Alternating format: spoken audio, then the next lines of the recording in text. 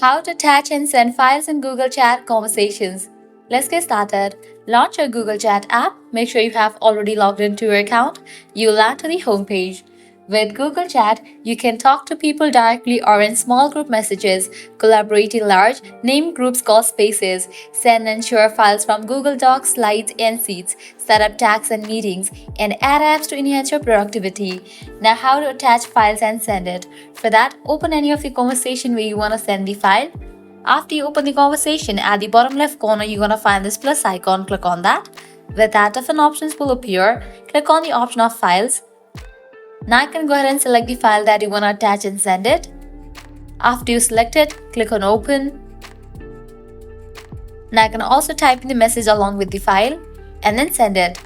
So this way you can easily attach and send files in Google Chat conversation. By following the same steps, you can easily attach and send file in other conversation as well. So that's a wrap for this video. At the end, if you guys find this video helpful, don't forget to like, share and subscribe to our channel. Thanks for watching.